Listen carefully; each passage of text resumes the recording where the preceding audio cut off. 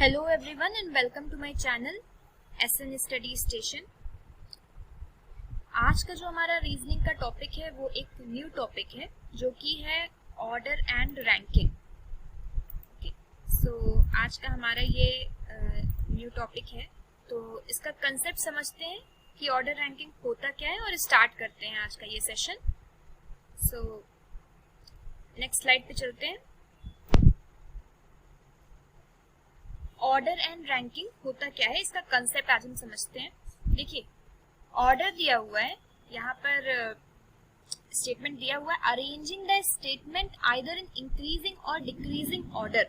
मतलब कि आपको कोई इंफॉर्मेशन दी हुई हो और उसमें ये कहा जाए कि आप उस स्टेटमेंट को चाहे तो इंक्रीजिंग ऑर्डर में या फिर डिक्रीजिंग ऑर्डर में आप उसे लिख सकते हैं। ठीक है, जैसे कि एक एग्जाम्पल दिया हुआ है यहाँ पर कि ए जो है वो बी से बड़ा है, बी जो है वो सी से बड़ा है। ठीक है, इसको हम इस तरह से भी लिख सकते हैं कि A is greater than B, B is greater than C, या फिर हम ऐसे भी लिख सकते हैं कि C is lesser than B and B is lesser than A. दोनों ही केसेस में दोनों ही चीजें सेम बातें बता रही है ना, बस हमें ये मालूम होना चाहिए कि कौन किससे बड़ा है या छोटा है, या जो भी मतलब क्वेश्चन का रिक्वायरमेंट हो, क्वेश्चन के अकॉर्डिंग जो भी चीजें दी हो कि पहले कौन सा रहेगा, बाद में कौन सा रहेगा, उससे बाद में कौन सा रहेगा, ये चीज हमें मालूम होना चाहिए, ऑर्डर मालूम होना चाहिए। ठीक है, तो यही है ऑर्डर। बाकी हम चाहे ऑर्डर को एग्जाम्पल आप देख ही रहे हैं, चाहे इस तरह से लिखें A is greater than B is greater than C, या फिर इस तरह से लिखें C is greater than B is greater than A, तो दोनों ही चीजें सेम बातें ही बता रही हैं। ये ऑर्डर हो गया। रैंकिंग में क्या होता है? रैंकिंग में है arranging the statement according to rank from top bottom left right. ठीक है, रैंक के अकॉर्डिंग हमें स्टेटमेंट को अरेंज करना होता है। जस्ट लाइक कि अगर किसी क्लास में किसी बच्चे ने टॉप किया है, ठीक है, टॉप किया यानी कि वो फर्स्ट आया है, उसकी फर्स्ट रैंक है, तो इसका मतलब ये नहीं हो जाएगा कि वो नीचे से फर्स्ट आएगा, वो ऊपर से फर्स्ट है, यानी कि उसने टॉप किया है तो वो ऊपर से फर्स्ट रैंक उसकी आई है, फिर उसके बाद जो होगा वो सेकेंड रैंक, थर्ड रैंक, इस तरीके से हो जाएगा। तो उसकी रैंक टॉप से वो फर्स्ट रैंक पर आया है। ठीक है, रैंकिंग में हम चेंज नहीं कर सकते कि जो सबसे पहले उसको सबसे लास्ट में लिख दें, जस्ट लाइक ऑर्डर। इसमें हमें ऐसे ही लिखना होता है, जो जिस प्लेस पर है उसी प्लेस पर ही लिखना होता है। जस्ट लाइक कि हमें एग्जांपल दिया हुआ है ए is fifth from top.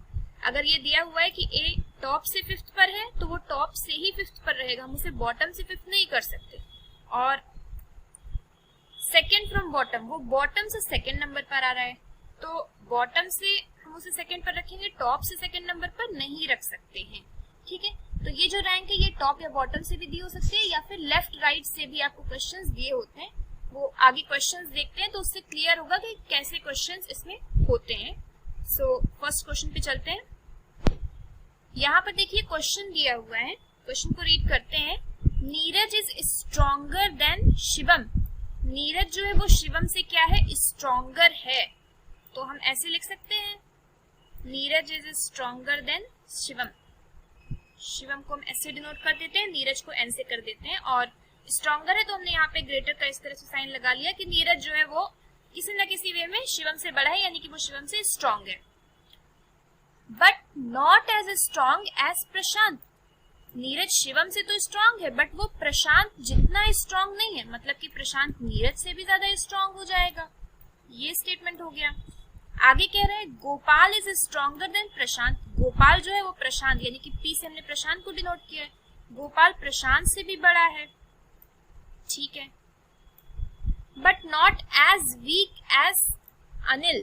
Gopal Prashant से तो बड़ा है लेकिन अच्छा, but not as strong as Anil, लेकिन अनिल जितना स्ट्रॉन्ग नहीं है। मतलब कि अनिल जो है वो गोपाल से भी स्ट्रॉन्ग होगा, तो अनिल गोपाल के भी पहले आ जाएगा। ठीक है, मतलब कि अनिल सबसे बड़ा है, सबसे स्ट्रॉन्गेस्ट है, फिर उससे थोड़ा सा वीक गोपाल, उससे थोड़ा वीक प्रशांत, उससे थोड़ा वीक नीरज, और सबसे वीक कौन है, शिवम। अच्छा, आगे भी देखिए, आगे भी कुछ क्वेश्चंस दिए हुए हैं। Anil is weaker then Saurabh. Anil जो है वो सौरभ से छोटा है। अच्छा, यहाँ पे लिख देते हैं ए अनिल था ना, ए अनिल के लिए हमने डिनोट किया था, तो अनिल जो है वो सौरभ से छोटा है। अच्छा, एस से हमने शिवम को डिनोट किया, तो यहाँ पे हम एस एच लिख देते हैं शिवम के लिए। और Anil is weaker then Saurabh, Saurabh से वीक है, तो सौरभ को हम एस ए से डिनोट कर देते हैं। ठीक है, but not as weak as Atul, लेकिन ये हो गया अनिल, ये भी हो गया अनिल, ये अनिल है, ठीक है। बट अनिल जो है वो अतुल जितना वीक नहीं है, यानी कि अतुल जो है वो अनिल से वीक होगा, अतुल जो होगा वो अनिल से क्या होगा, वीक होगा, अनिल से वो छोटा होगा, इस तरह से। तो ये हमारा स्टेटमेंट बन गया कि सबसे छोटा, मतलब अगर इस स्टेटमेंट के अकॉर्डिंग देखें तो सबसे छोटा शिवम, फिर उससे बड़ा मतलब कि उससे स्ट्रॉन्ग नीरज, उससे स्ट्रॉन्ग प्रशांत, उससे स्ट्रॉन्ग गोपाल और उससे स्ट्रॉन्ग अनिल, और अनिल से भी स्ट्रॉन्ग कौन है, सौरभ है। अच्छा, अतुल जो है वो अनिल से वीक है, ठीक है, बट अतुल से वीक तो इतने सारे लोग हैं, तो अतुल इनमें से किसी से भी स्ट्रॉन्ग भी हो सकता है, किसी से वीक भी हो सकता है, तो ये हमें क्लियर नहीं है बस। बाकी अगर हमें क्वेश्चन देखते हैं, क्वेश्चन क्या पूछ रहा है, हु इज द स्ट्रॉन्गेस्ट, सबसे बड़ा कौन है, स्ट्रॉन्गेस्ट कौन है, तो स्ट्रॉन्गेस्ट हमें क्लियरली दिख रहा है, SA सबसे स्ट्रॉन्गेस्ट है यानी कि सौरभ, तो आंसर हो जाएगा C। अगर हमें पूछता है कि सबसे वीक कौन है, तो वो हम ना बता पाते, क्योंकि यहाँ पे क्या है, अतुल अनिल से तो छोटा है, बट इनमें से किससे छोटा है, अतुल का बाकियों से रिलेशन नहीं दिया हुआ है, इसलिए वीकेस्ट ना बता पाते, बट हमने स्ट्रॉन्गेस्ट हम बता सकते हैं, वो कौन है, वो सौरभ है। नेक्स्ट क्वेश्चन पे चलते हैं। सेकेंड क्वेश्चन यहाँ पर है, तो इसमें क्या दिया हुआ है, height of 5 students are compared, 5 students की हाइट कंपेयर की गई है, वो 5 स्टूडेंट्स है AKLMT, ठीक है। अच्छा, देखते हैं कि कौन किससे बड़ा है, कौन किससे छोटा है, मतलब कि किसकी हाइट ज्यादा है, किसकी कम है। तो कह रहा है कि height of K is more than only 2 students, K की हाइट जो है वो केवल 2 लोगों से ही ज्यादा है। 5 लोग हैं तो हम ऐसे बना सकते हैं, 5 लोगों में K की हाइट केवल 2 लोगों से ज्यादा है, मतलब कि कोई पर्सन ये होगा और कोई पर्सन ये होगा। K की हाइट केवल 2 लोगों से ज्यादा है, तो 2 ही लोगों से तो कम भी होगी ना, अगर 5 ही लोग हैं यहाँ पर, तो हम इस तरह से इस फिगर को बना सकते हैं, ठीक है। First person, second person, third person तो K ही हो गया, फोर्थ और फिफ्थ, K की हाइट केवल 2 लोगों से ज्यादा है तो 2 लोगों से कम होगी, 5 लोगों का इसमें बन गया। आगे देखते हैं कौन किसके पहले कौन किसके बाद में। Height of M is greater then T, M की हाइट T से ग्रेटर है, and height of T is greater then K, M T से ग्रेटर है और T K से ग्रेटर है, तो T K से ग्रेटर हो गया और M जो है वो T से भी ग्रेटर हो गया, ठीक है, ये यहाँ पर आ गया। अभी आगे हमारे पास सिर्फ 2 लोग ही बचे हुए हैं, तो क्या कह रहा है कि हाउ मेनी स्टूडेंट्स। अच्छा, आगे और कोई पजल नहीं दिया हुआ है, यहाँ पे ये क्वेश्चन एंड हो गया, तो देखते हैं कौन कौन बच रहे हैं। MTK हो चुका है, MTK हो चुका है, बच रहा है A और L, तो यहाँ पर भी A भी आ सकता है और L भी आ सकता है, और वैसे ही लास्ट में भी A या L में से कोई भी आ सकता है, मतलब A और L में से एक की हाइट सबसे छोटी होगी और एक की हाइट सेकेंड स्मॉलेस्ट होगी।